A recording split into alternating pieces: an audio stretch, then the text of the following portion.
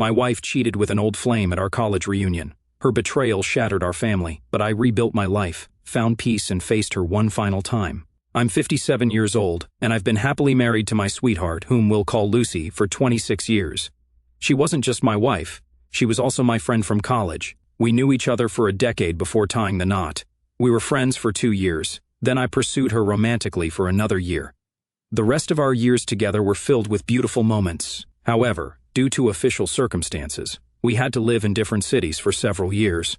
Despite the challenges of time and distance, Lucy and I maintained a strong connection. She wasn't only my loving wife and the mother of our children, but also my closest friend from college.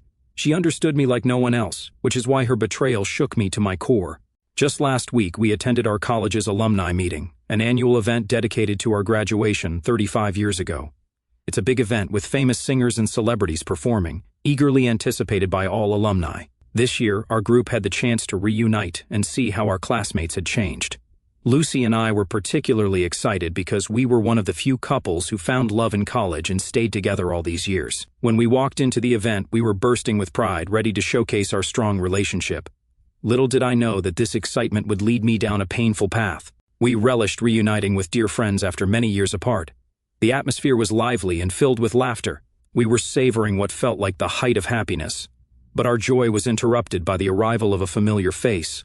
Let's call him Rick, a classmate who had always deeply admired Lucy during her college years. Lucy attracted the attention of many with her intelligence and charm, and I wasn't the only one taken with her. However, Rick stood out because his pursuit of her was marked by a sincerity that went beyond simple flirting.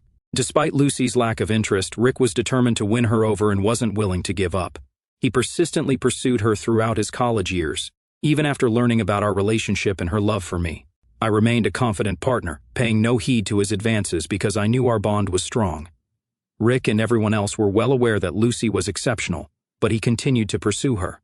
I distinctly remember the moment when Rick found out that Lucy had chosen to marry me. One day, he approached me with a text message, claiming that Lucy had made a serious mistake and expecting me to take care of her as deeply as he thought he could.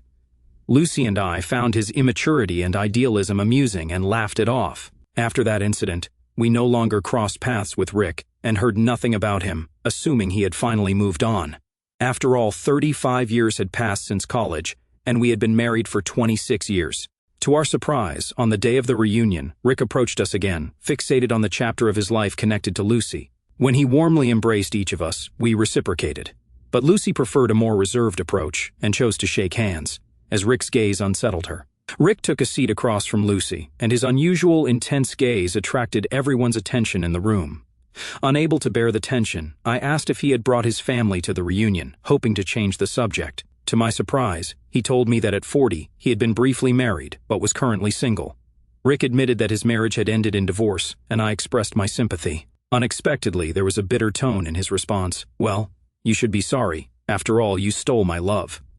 This ridiculous statement was accompanied by hysterical laughter. In my younger days, such provocations might have led to a physical confrontation. But now, as we approach 60, such trivial matters don't hold much weight. Rick's lack of intimidation allowed him to brush off his comments. He was the type of guy who wouldn't be chosen for a sports team, a brash talker whose jokes fell flat. Although everyone heard his insensitive remark, no one reacted, and a tangible discomfort settled in the air. Trying to diffuse the situation, we collectively decided to ignore him. It was clear that Lucy was particularly affected by his words. Her silence spoke volumes. Our close college friend Nancy recognized that Lucy was upset and took her aside. We tried to lift her spirits by advising her not to pay attention to someone so obsessed and to enjoy the rest of the evening in peace. Understanding Lucy's tendency to overthink, we comforted her, wanting to bring back her smile. Unexpectedly, Rick approached us, apparently eavesdropping on our conversation. To our surprise, he apologized, saying he didn't want to upset Lucy. On the contrary, he wanted to remind her that she still had an admirer, despite the passage of time and its impact on her appearance. I was outraged by his rude words but managed to stay composed, firmly telling him to leave us alone. Rick was genuinely sorry for the trouble, and Lucy firmly asked him to give us some space. But Rick continued to stand his ground, urging Lucy to forgive him so we could enjoy the remaining moments of our final gathering. His words touched my heart, making me realize it was time to let go of the past and move forward. This evening marked the end of our meetings with old friends and classmates, highlighting the pointlessness of dwelling on the past. Realizing this, Lucy embraced Rick, urging him to let go of their story and not return to her in the future. Holding each other, we headed to the dance floor to enjoy the celebration. As others joined us, the atmosphere became more festive and enjoyable. After a while, I noticed that Nancy and Lucy were in conversation, and Rick was standing nearby. He seemed to be talking animatedly and even dancing in a somewhat silly manner. Despite this, I was relieved that the earlier conflict had been resolved, allowing us to reflect on our shared history in a positive light. Throughout the evening, I kept a close watch on Lucy to see how she was feeling. I couldn't help but notice that Rick was whispering something to her, but I hoped it was nothing to worry about. Lucy responded to Rick with a smile and a nod, which eased my concerns. I figured their conversation was probably harmless because Lucy would have scolded him if it was inappropriate. Feeling more confident, I relaxed and enjoyed socializing with our friends and classmates. However, after about an hour, I realized that Lucy and Nancy were missing. At first, I didn't pay much attention because we were all catching up individually. But as time passed and they didn't return, I started to get worried. I actively began looking for them, growing increasingly concerned. I tried calling them, but they didn't answer, likely due to the loud music at the event. After waiting for about 30 minutes, Lucy finally showed up, but something seemed off. While her appearance remained the same, her behavior had inexplicably changed. She appeared like a completely different person, notably quiet and reserved, and she kept urging me to leave the event. Nancy joined us, but for the rest of the evening they didn't exchange a word, maintaining an awkward silence. Seeing that Lucy and Nancy avoided eye contact, I couldn't help but think they had a disagreement. I kept trying to get Lucy to explain why she seemed upset and wanted to leave early, but she stayed silent. Despite my desire to stay until the end of the party, Lucy's insistence on leaving forced us to cut the evening short. During the long journey home, Lucy remained silent, and I grew increasingly concerned about her well-being. I asked her repeatedly about her condition, but she just said she was tired and needed rest. I was anxious because Lucy, who's usually full of energy, seemed upset for no apparent reason. Not knowing the cause of her distress, I was very worried. Hoping to understand what was going on, I mustered the courage to ask if Nancy was involved. But Lucy curtly replied with a no without offering further explanation. Realizing she needed privacy, I decided to give her space and went about my business once we got home. While many of our former classmates happily shared photos and chatted on social media about the reunion, I couldn't shake a feeling of sadness, knowing this might be our last reunion. Lucy quietly got into bed and closed her eyes, as if she wanted to give the impression that she was already asleep. Exhausted, I finally got into bed around 2 in the morning and immediately fell asleep. I hadn't been asleep for long when Lucy woke me up, sobbing. Tears streamed down her face, and she sought comfort. I held her close, gently stroking her back, and asked if seeing old friends at the reunion had caused her emotional distress. She remained silent, continuing to cry. Understanding that words weren't enough, I held her tightly to show my support and understanding. Even though she didn't want to share her feelings, I allowed her to express her emotions, comforting her with my presence as she dealt with her worries. When her tears finally stopped, she confessed something that left me in shock. She admitted that she had cheated on me, not just with anyone, but with Rick. I was speechless, unable to say anything. I was paralyzed, trying to process these revelations. Images and thoughts from the previous evening flooded my mind. The last time I saw Lucy, she was dancing with Rick and Nancy, forming an unexpected trio. When she returned from the party with a grim expression, insisting on leaving immediately, it became clear that Nancy was aware of what had happened, which explained her upset behavior. Feeling helpless and unable to speak, I froze in place. Sensing my inner turmoil, Lucy finally decided to reveal the truth. She said that while they were dancing, Rick began apologizing for putting her in an awkward situation, especially after she had rejected his advances multiple times. He then showered her with compliments, admiring her strength. In the midst of the dance, Rick confessed that despite traveling the world, he had never met anyone as extraordinary as Lucy. She admitted that his sincerity charmed her, and she enjoyed the compliments. Lucy, captivated, listened as he invited her for a walk, promising it would be their last meeting. He insisted that she deserved to hear all his thoughts about her in their purest form. Initially, Lucy declined, but he continued to press, emphasizing that it was a chance to share his true feelings. Her curiosity got the best of her, and she decided to join him, wanting to know what he had to say. Lucy went for a walk with Rick on the serene college campus, seeking peace and quiet. During their walk, Rick shared his long-standing love for her and confessed that he considered her the most extraordinary woman in the world. Their conversation revolved around different stories, but the core remained unchanged. Lucy admitted that she had been influenced by alcohol and had foolishly given in to his persuasive words. During their walk, Rick gently held her hands, which complicated the situation and weighed on Lucy's heart. Tears welled up in Lucy's eyes and she sought solace in my presence. She shared painful details, recounting every intimate moment between her and Rick. The weight of her confession hung heavily in the air, and each word cut deeper into my heart.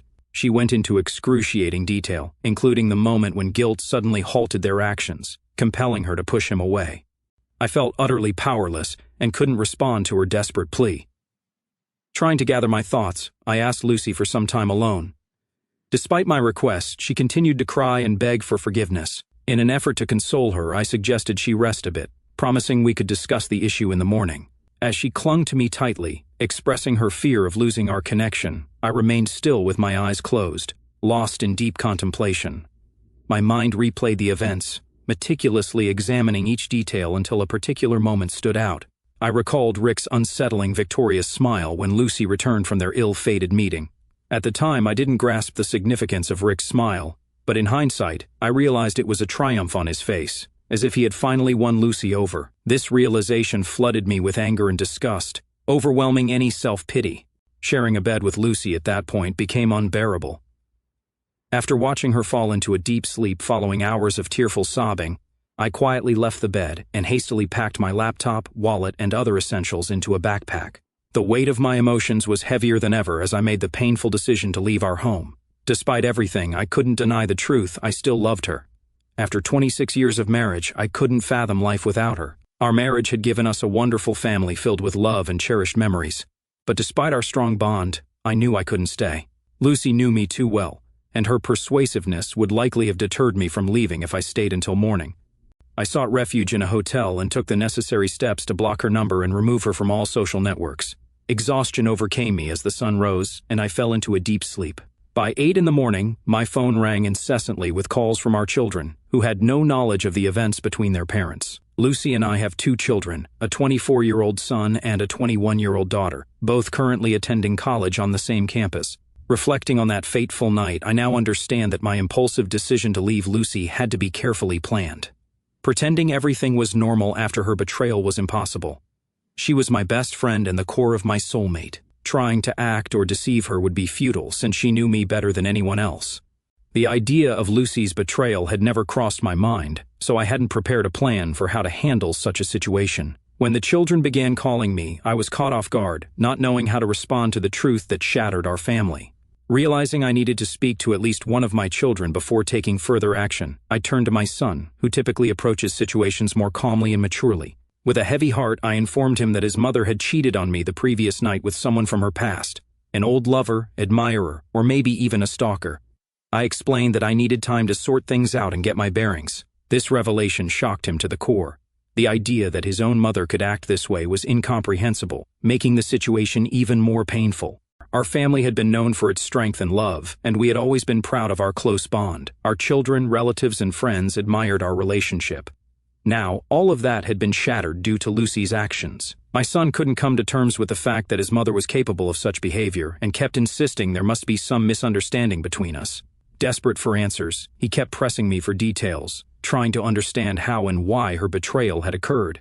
Recognizing the emotional toll this was taking on my son, I understood that providing a detailed chronological account would only intensify his pain and possibly hinder his ability to move on. With a heavy heart, I acknowledged the gravity of the situation and expressed my sincere hope that it was all an elaborate joke.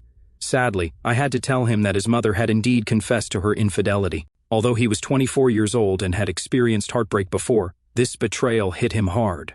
Seeking understanding and trust, I asked him to promise to keep this information confidential until I was ready to share it with others. To defuse the situation and avoid further questions and concerns, I informed my daughter that I would be away on a business trip for a while due to work-related stress. As a result, the calls from our children stopped. The situation was as follows. While my daughter believed I had left for work, my son and Lucy knew we were separated. In the following days, I dived into online research, seeking top lawyers and solutions to our situation. During this time, I stumbled upon a subreddit where men shared their experiences dealing with issues similar to mine. As I delved into these online discussions, I found stories of people planning revenge on their unfaithful partners. Though I understood their anger, I couldn't fathom seeking revenge on Lucy. Deep down, my love for her remained unchanged. To deny that would be dishonest. But despite this love, I knew we could never be together again. Trust had been shattered beyond repair, and reconciliation seemed impossible. It was painful, but our paths had irreversibly diverged. As I contemplated how to handle this challenging situation, I wasn't sure if I could overcome it. There were numerous matters demanding my attention: work, the well-being of our children, property issues, and more. Tomorrow, I have a crucial meeting with a lawyer who will guide me through the legal aspects. Lucy and I are both management consultants, but in our early 40s, we left our stable jobs. Lucy pursued her passion for writing, while I became a business consultant, primarily working with startups. As a self-employed consultant, I don't have a fixed workplace. This has led me to consider the possibility of Lucy showing up at my workplace. After careful thought, I realized that given my working situation, it might not be easy for Lucy to locate me. Although I occasionally work from home, I also visit clients' offices. Working with multiple clients simultaneously makes it challenging to maintain complete anonymity. Nonetheless, Lucy hasn't managed to track me down. Approaching our 60s made us contemplate retirement. We'd put a lot of effort into planning our future, including saving to buy a beachfront home in the countryside. We aimed to make this purchase next year and had already identified potential properties that matched our desire for a peaceful retirement. Fortunately, we hadn't finalized the purchase of the beach house, and we were still negotiating with property owners. In hindsight, I'm incredibly thankful for this. If we had already bought the property, the situation would have been much more complicated. Just the thought is daunting. Meanwhile, Lucy has been persistent in trying to contact me since I decided to keep my distance. I consulted with a lawyer who advised me to inform our adult children about our separation. He also raised questions about property division, leading me to initially consider splitting it equally between Lucy and me. But upon reflection, I realized I needed to rethink my stance. Instead of seeking revenge by denying Lucy her share of our property, I decided to do the opposite. I believed she deserved her rightful half, as she had contributed as much as I had. However, I acknowledged that she also deserved the separation she sought. Having known Lucy for so long, I understood she'd be willing to give up her part of the property to reconcile and save our family. While the divorce papers were being prepared, I arranged a meeting with our children. I asked my son to discreetly bring my sister to a restaurant without revealing my presence. To my surprise, my daughter's reaction was intense when she saw me. She bombarded me with questions, including whether I had cheated on her mother after disappearing from her life. Seeing her in such distress, my heart sank, but I knew I had to stay calm for the sake of the children and the upcoming revelations. Gradually, I managed to reassure her that I hadn't been involved with anyone else. Then, with caution, I began revealing the truth in pieces. It was clear that my son already knew some of it, but my daughter was hearing the full story for the first time. Neither of them was prepared for what I had to say. My daughter's world crumbled when she learned her mother had cheated on me for the past 15 days since I left our home. She had been staying with Lucy. Overwhelmed with emotion, she embraced me tightly and tearfully asked for forgiveness for any ill feelings she had harbored against me. In a vulnerable moment, my children pleaded with me to consider giving our marriage another chance. But I remained firm in my decision to file for divorce. It was incredibly hard to see them cry, but they understood the depth of my pain and the importance of looking out for their own well-being. During this tough time, my children made a sincere commitment to stand by my side. I assured them that the decision to separate was made by me and their mother alone, and wouldn't affect our love and support for them. My daughter expressed concern for Lucy's well-being, explaining that she was struggling with eating and sleeping. She mentioned that Lucy had gone from crying spells to restlessness, and had been calling me continuously, deeply saddened by my absence and searching for me in my client offices. But every client informed her that I hadn't shown up at their offices for the past 2 weeks. Sensing her mother's anxiety, my daughter bravely asked Lucy if something had happened between us that she needed to know about. Lucy responded with silence to her daughter's question, and tears continued to flow incessantly. Unable to calm down, my daughter went to her room, isolating herself and succumbing to waves of sadness. Recognizing the emotional blow this had dealt to our children, I asked my daughter to stay home and support her mother during the divorce process. As we discussed Lucy's actions, I felt our children changing. Their initial sadness gradually gave way to anger as they also felt betrayed by their mother's actions. They clearly bore the weight of the experiences and pain caused by the breakdown of our family. In this situation, we're all victims. But the blame for the destruction of our once strong family lies on one side. Despite the pain and betrayal caused by Lucy's actions, I'm determined not to let our children harbor hatred for their mother. On the contrary, I urge them to provide support during this difficult time. What happened next, however, was truly astonishing. A few days later, I received a message from Rick inquiring about Lucy's well-being. He brazenly stated that if I intended to divorce her because of her infidelity, he was ready to intervene and take her for himself. In response, I made it clear that Lucy is a free woman who has the right to make her own choices. After our correspondence, I promptly blocked him, excluding any further contact with him from my life. Oddly enough, Rick's message didn't provoke much anger in me. I didn't want to be manipulated by this intruder. After all, I was never married to him, didn't love him, and didn't trust him. My deep connections were exclusively with Lucy, which is why her betrayal caused me such profound pain. It's not so much the feeling of insecurity that concerns me, but the emotional aftermath of her actions. If she wants to continue her relationship with Rick, it doesn't bother me, since the divorce papers are set to be delivered today. I eagerly await my daughter's call to learn how Lucy reacted to this development. Meanwhile, I need to address a multitude of crucial issues, including property division, retirement planning, and ensuring the safety and well-being of my children. These tasks demand careful consideration and resolution, as I work to establish a solid foundation for the future. Time has passed, and it was a challenging and stressful period as I worked to resolve various issues. I'm pleased to report that my divorce is now officially settled. But when Lucy received the divorce papers, her illusions about my temporary anger came crashing down. The reality of the situation hit her hard, and she struggled to come to terms with it. She had been living in a bubble, believing that my anger would eventually subside and we would reconcile. However, when she received the documents, this fragile bubble burst, revealing the truth about our separation. She persistently requested a meeting with me before signing the divorce papers, convinced she could persuade me against it. She was right, and if I had agreed to meet her, her persuasive words and magnetic presence might have swayed me. Nonetheless, I decided to stand by my decision, prioritizing my emotional well-being. Conflicting emotions overwhelmed me. Despite still loving Lucy deeply and finding it painful to witness her deteriorating condition, I couldn't ignore the damage to our family and neglect my self-respect. I realized she had taken me for granted, destroying the foundation of our once strong love. As much as I wanted to save her from becoming a shell of her former self, I knew I couldn't continue living in such a toxic environment. My daughter contacted me, expressing concern about Lucy's fragile state and informing me that Lucy had been hospitalized due to depression. Additionally, the financial burden caused by her actions fell on her shoulders, further reinforcing my confidence that, despite the difficulty of watching her suffer, I had made the right decision for myself and our family's well-being. Lucy's refusal to take any medication or supplements to maintain her health worsened her condition, necessitating a switch to a liquid diet. Some might view my apparent indifference to her deteriorating health as the actions of a ruthless and selfish person. They may question whether I truly loved Lucy. To such conclusions, I respond as follows. Without experiencing the profound pain of betrayal, it's challenging to fully grasp the depth of my suffering and the complexity of my emotions.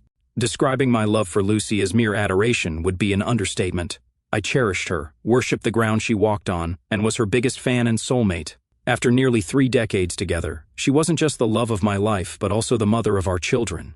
Rick, in his own way, was right. Finding a woman like Lucy is exceedingly rare, distinguished by intelligence, talent, empathy, and all the qualities one could desire in a partner. I tried to care for her and treat her as such, but her actions toward me showed no reciprocation of love and trust. The deep connections were exclusively with Lucy, which is why her betrayal caused me such profound pain. It's not so much the feeling of insecurity that troubles me, but the emotional aftermath of her actions. If she wishes to continue her relationship with Rick, it doesn't concern me, as the divorce papers are set to be delivered today. I eagerly await my daughter's call to learn how Lucy reacted to this development. Meanwhile, I must address various critical issues, including property division, retirement planning, and the well-being of my children. These tasks require careful consideration and resolution as I work to build a solid foundation for the future. Surprisingly, Nancy didn't act surprised at all. She claimed to already know why we had separated. Curious, she started calling me to learn the details of how I discovered Lucy's infidelity. I informed Nancy that Lucy had admitted to being unfaithful. Nancy apologized and mentioned that she had previously warned Lucy about Rick and advised her not to spend time alone with him. Regrettably, Lucy chose to disregard Nancy's advice. Nancy also shared a version of the story that differed from what Lucy had told me. According to Nancy, she and Lucy were happily dancing when Rick joined them and made advances on Lucy. He kept whispering in her ear, which made me doubt Lucy's explanation that it was an apology. Nancy's account painted a different picture, casting suspicion on Rick's intentions and Lucy's involvement. Nancy expressed her dissatisfaction with Rick's advances and tried to intervene, noticing significant changes in Lucy's behavior. To Nancy's surprise, she discovered that Lucy enjoyed talking to Rick, which deeply concerned her. This complicated the situation further, raising questions about Lucy's feelings for Rick. When Rick suggested going for a walk, Lucy asked Nancy for advice, silently wondering what to do. Nancy strongly opposed the idea, emphasizing Rick's dangerous reputation. However, Lucy eventually agreed to the walk despite Nancy's reservations. Nancy was engrossed in conversation with friends and didn't immediately notice Lucy's absence. Gradually, she realized this and became worried. She searched for Lucy and found her with Rick in an unexpected place, the college pool locker room. This contradicted Lucy's claim that they were on the lawn. Nancy confronted them, interrupting their encounter and revealing that it was her presence, not Lucy's conscience, that stopped them. Despite the painful betrayal, I couldn't help but feel proud of Lucy for admitting her mistakes to me. Knowing the truth brought some comfort, but the betrayal still weighed on my heart. I initially believed her blame on intoxication, but I later realized it was a conscious choice. The fact that their encounter took place far from our original location at the college pool emphasized that it was deliberate, not a momentary weakness. It was clear that Lucy's actions were intentional. After listening to Nancy, I asked the pressing question, could I consider giving Lucy another chance? I was torn.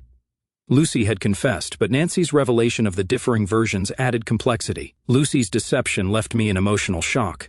Meanwhile, my children shared concerning news about Lucy's deteriorating mental state. She fell into deep depression and was on the brink of self-harm. Learning of her condition, I turned to Nancy for support and advice. I explained the previous phone conversation where Lucy told me a different story. I asked Nancy to visit Lucy and have an honest conversation. It was evident that Lucy held a painful secret. I urged Nancy to inform Lucy that I now knew the whole truth and had decided not to forgive or rebuild our relationship. I suspected that Lucy was intentionally harming herself, so her well-being became my top concern. Lucy hoped for reconciliation, but Nancy visited as I requested and updated me. Lucy was on the path to recovery from her emotional struggles, and she had signed the divorce papers, which brought some relief. In light of recent events, I found motivation to wrap up my work commitments. Instead of settling down as planned, I felt compelled to choose a different path. I decided to embark on a solo journey, seeking new experiences and freeing myself from obligations. The prospect of escaping the restrictions of a permanent residence brought me joy and promised an improved mental state. I acknowledge that I may not be handling the situation perfectly, but I'm doing my best in these unpredictable times. I can only hope for the best in overcoming this challenging period. A year has gone by, and I want to update you on some developments. During this time, it felt like time passed slowly for me. After leaving our house, I stayed in a hotel for a few months, and then rented an apartment while our divorce proceeded as planned. I continued to work but switched to clients that allowed me to work from home full-time. This change offered more flexibility and helped me adapt to my new life.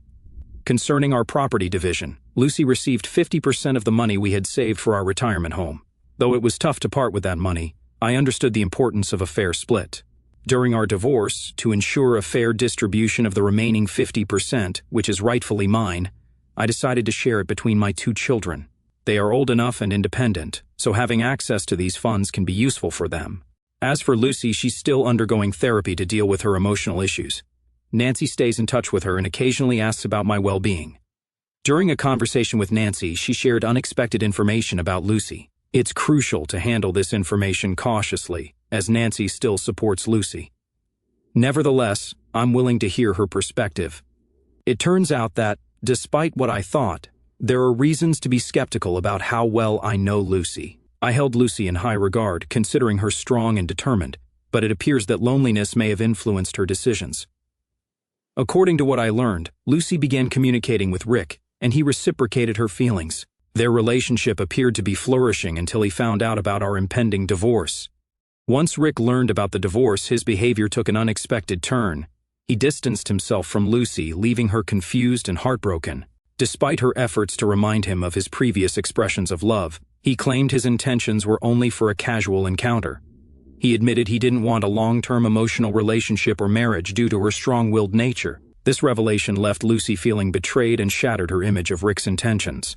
Their relationship seemed built on fleeting desires and empty promises rather than genuine affection and commitment. It's difficult to fathom that Lucy begged Rick for a relationship, especially given his reputation for insincerity. Rick's true intentions were exposed when he revealed his desire for only a physical relationship, disregarding Lucy's need for emotional support. He also mentioned having a roommate with whom he was content. All his apparent love and admiration turned out to be a facade, which left Lucy feeling deceived and insulted. In a cruel final statement, Rick arrogantly claimed to have achieved his goals, even boasting about outsmarting Lucy. This revelation deeply unsettled Lucy, making her realize she had fallen for his lies and manipulations. A couple of weeks ago, I received an update on Lucy. My daughter had been living with her to provide companionship and support during her battle with depression since I left our home. However, after a year, my daughter reached her limit. Lucy's behavioral changes had become unbearable. Once emotionally strong, Lucy had transformed into a person filled with self-doubt and a constant need for attention. She had become unpredictable and unstable, displaying hysterical tendencies that strained others. Despite my daughter's best efforts, living with Lucy had become impossible. This was a stark contrast to the Lucy we once knew, highlighting the devastating impact of her actions and emotional experiences on her well-being. Lucy's mental state deteriorated, leading to delirium and confusion. She had turned into a controlling and possessive mother, frequently bombarding my children with phone calls if they didn't answer immediately. Whenever my daughter tried to address Lucy's stubborn behavior, Lucy became distressed and expressed her fear of losing them. She had been deeply terrified by my departure, and my children assured her that they wouldn't abandon her. They did everything in their power to help her with her depression, but if her controlling tendencies persisted, they might need to reconsider their stance. Lucy often engaged in intense arguments with her children, accusing them of not supporting her during the most challenging moments of her life. This behavior was unfamiliar to us. The children were shocked by Lucy's unusual conduct. Ultimately, they had a heated argument with her, making it clear that her actions had disrupted everyone's lives. Our once caring, reliable, and joyful family had become fragmented and distorted. It was hard for Lucy to accept that her own children held her responsible for these events. 2 weeks ago, my daughter decided to leave home. She informed me that she had done everything possible to help Lucy but couldn't put her own life on hold to care for her. I believe my daughter's decision was reasonable. It's crucial for her to move forward, just as it's essential for Lucy to take responsibility for her life. While it's natural for someone my age to find some satisfaction in seeing his unfaithful ex-wife suffer, I must admit that I felt no joy in this situation. Instead, I felt deep sadness for Lucy in her current state. Her poor decisions have led to a lifetime of suffering, and I genuinely hope she can recover her former self, regaining confidence and strength. Over the past year, I've traveled to 4 different countries. It has been an incredible journey, experiencing diverse cultures, savoring local cuisines, and embracing entirely new ways of life. Initially, I was disappointed to deviate from my retirement plan, which involved being with Lucy. However, I've come to appreciate the opportunity to immerse myself in various cultures and lifestyles. During my travels, I had the pleasure of meeting incredible people from various cities worldwide. Currently, I'm not involved in any romantic relationship, nor am I actively seeking one. I'm open to whatever the future might bring. To be honest, the last 2.5 years haven't seen any major events, except for my extensive travels to over a dozen countries and rekindling my passion for painting. In the past month, I had the opportunity to reunite with Lucy after a 4-year gap. The reason for this unexpected encounter was my son's upcoming wedding. He found his life partner, and 2 months before the wedding, he wished for Lucy and me to meet the girl's parents. At first, I was hesitant, suggesting we meet at the wedding, but I eventually agreed to accompany Lucy to this significant event. I realized it wasn't about me but my duty as a father. A week before the wedding, the girl's parents graciously hosted a dinner for us. Although I had doubts initially, I decided to attend at the last moment. It was emotionally challenging to see Lucy there. I would have preferred it to be just the 2 of us, but I knew I had to be there for my son. Both he and his fiancée were thrilled to see me. Her parents left a wonderful impression as kind and hospitable people. When I met the girl's father, it felt like we immediately clicked. We had a great conversation about his business, but I won't dwell on those details because I assume you're more interested in the situation with Lucy. When I entered the room, I noticed Lucy appeared visibly uneasy. Something had changed in her, a transformation in her eyes. She was no longer the woman I once knew. Although she smiled politely, there was tension in her. It was evident that she had distanced herself from me over time despite the years that had passed. Lucy still had her characteristic long hair, a consistent feature of her character. But I couldn't help but notice that these 4 years seemed to have taken a toll on her more than I expected. As we sat at the table, it turned out that my son hadn't disclosed the nature of our past relationship to the girl's parents. This would be the first meeting for both sets of parents. While this detail interested me, I didn't anticipate any issues arising from it. Initially, Lucy was quiet in the company of others, but when she found a moment to speak to me alone, she commented on my appearance, noting that I looked healthier and more energetic. I agreed and mentioned that I had intentionally removed all toxic elements from my life. This confession momentarily surprised her, and she discreetly looked around to ensure no one overheard our conversation. She curiously inquired about my current romantic status, but I deftly evaded the question, firmly stating that it shouldn't concern her. Throughout our conversation, I tried not to focus on her but engaged with the other guests. When the evening drew to a close and it was time to bid farewell, I warmly embraced everyone present. As we were about to leave, I simply nodded to Lucy and casually told her to take care of herself. This took her by surprise, and she abruptly stood up as I said my goodbyes to others. Although things happened quickly, I believe the exchange didn't appear too awkward to the others. Surprisingly, the meeting with Lucy turned out to be quite straightforward. From her behavior, it seemed she was either startled by my presence or felt too uncomfortable for a more open conversation. Regardless of her thoughts, I found it uninteresting to delve further into this matter and departed from the gathering. As I was about to leave, my son walked me outside and kindly invited me to spend the next few days with him. Unfortunately, I declined his generous offer but promised to call him soon. With those words, I headed to my hotel. It's important to note that I no longer have a fixed place of residence. I frequently travel, and when I return, I usually stay in hotels. Transitioning to a nomadic lifestyle wasn't easy after 26 years as a devoted family man. However, over time, I grew accustomed to this adventurous way of life, and have come to fully enjoy the freedom it brings. I'd like to share more news with you. I now have a life partner. 2 years ago, during a trip to Tokyo, I met Ashlyn, a 52-year-old woman who had recently left an abusive relationship and embarked on her first solo journey. Our paths crossed while climbing a mountain, and we formed a genuine connection. At that time, neither of us sought a romantic relationship, so we developed a deep friendship. After my stay in Tokyo, I was planning to go to South Korea, and she intended to explore Thailand. Surprisingly, we continued to communicate over the next few months, nurturing our friendship. Recognizing our compatibility, we mutually decided to plan our future adventures together. Over the past year and a half, we've embarked on various journeys, exploring more than 8 countries. We've become travel companions, prioritizing the bond that connects us over rushing into a romantic relationship. In fact, for the first 2 months of traveling together, we maintained a platonic relationship by mutual consent. We weren't in a hurry to know each other deeply, focusing on enjoying our discoveries and explorations. My children were aware of Ashlyn's presence in my life but chose not to inform Lucy about it, fearing it might trigger her depression.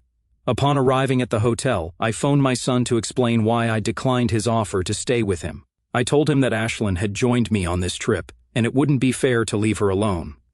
Additionally, I expressed my desire for Ashlyn to attend the wedding as my partner. Although my son liked the idea, he also expressed concern about Lucy's potential reaction. Nevertheless, I stood my ground, emphasizing the importance of Ashlyn attending the wedding and getting to know my family. I suggested my son involve my daughter in the conversation to discuss the matter collectively. Thankfully, my daughter supported my decision and agreed that Ashlyn should meet our family. With just a week left before the wedding, we spent our time exploring the city together, giving Ashlyn an unforgettable tour of Kentucky since it was her first visit. Finally, the wedding day arrived. As we entered the venue, I couldn't help but notice Lucy's fixed gaze on me. Lucy's reaction was intense when she spotted Ashlyn and me walking hand in hand to the wedding venue. Before the event, I had cautioned Ashlyn about the possibility of Lucy's unwanted behavior, but she assured me that she could handle it calmly. It was at that moment that I became personally aware of how much control Lucy still had over me following our separation. Lucy rushed toward us, swiftly grabbing my wrist, attempting to pull me aside. I firmly stated I didn't want to engage in a personal conversation with her. Lucy posed direct questions, inquiring if Ashlyn was my girlfriend and if I intended to marry her. I firmly replied that it was none of her business. With growing attention from other guests who noticed Lucy's tears and anger, I asked her to leave us alone. The wedding was about to begin, and her actions were disturbing the joyful atmosphere. My daughter tried to mediate and calm her mother, but Lucy stubbornly resisted. We implored her, stressing that her actions were spoiling the wedding for everyone. Lucy raised her voice, displaying her indifference to the situation. In response, my typically soft-spoken daughter intervened and became resolute. Not only did she maintain her composure, but she continued to give Lucy a stern and memorable lesson. I was taken aback by our daughter's unexpected outburst. With strong yet controlled anger, she conveyed a harsh truth that had been buried too long. She reminded Lucy that they were supposed to enter the wedding hall together as a family. Instead, Lucy's involvement with someone else was seen as an act of betrayal. My daughter presented Lucy with two options: accept the situation and move on, or my daughter would ensure her removal from the wedding before it started. The gravity of her words left no room for negotiation or further disruption. As a father, I initially stepped in to protect my daughter. However, I soon realized her resilience and strength, even in the face of her own mother's actions. With unwavering determination, my daughter pointed directly at Lucy, ensuring her words carried weight. By the way Lucy was squeezing my wrist, I could sense the tension building, and then she released her grip. We made eye contact, and her face trembled, conveying a mix of anger and betrayal.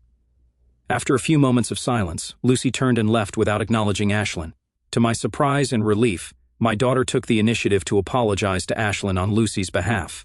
Ashlyn warmly embraced both of us, and I expressed my pride in my daughter's strength and resilience, referring to her as my soldier. She was visibly emotional when I used that term. Lucy had caused suffering to those around her, but she had always expected sympathy and care from certain friends over the years. Due to circumstances, my children didn't have a family home for special occasions, and I acknowledged my role in this outcome. Throughout the remainder of the wedding, Lucy grew increasingly irritated by our children's support for me. She distanced herself, often standing alone in corners or sitting by herself, appearing more distant than a groom's mother should be at such an event. She even chose not to participate in the family photo, further highlighting her sense of isolation. A few days ago, Nancy gave me a call. She mentioned that Lucy was upset that I was moving on with my life while she remained lonely. In response, I told Nancy that my children and I had reached a point where we couldn't bear Lucy's constant dramas any longer. I explained that Lucy was on her own path, and she was free to live as she pleased. My primary goal now is to enjoy the remaining years of my life in peace. I'm considering the idea of being closer to my children and taking responsibility for their family gatherings. Even though they are grown, I believe it would provide them with a comfortable and stable environment where they can come together when needed. The recent wedding made me realize that a new phase of life is approaching, where I may become a grandparent. I don't feel the need to inform Lucy about this, and I'm content with that decision. When the time comes, I'll see if Ashlyn wants to join me on this journey. Nancy also informed me that Lucy is in a bad condition, behaving inappropriately and experiencing panic attacks. I asked Nancy to stay with Lucy, offer her support, and promised to reach out to my daughter to help. Since my daughter was away, Nancy couldn't stay with Lucy for an extended period, and she was left alone in the house in such a terrible state. Before the next day arrived, my children and I received devastating news. In a state of mental breakdown, Lucy ran onto the road and was struck by a motorcyclist who couldn't react in time to avoid the collision.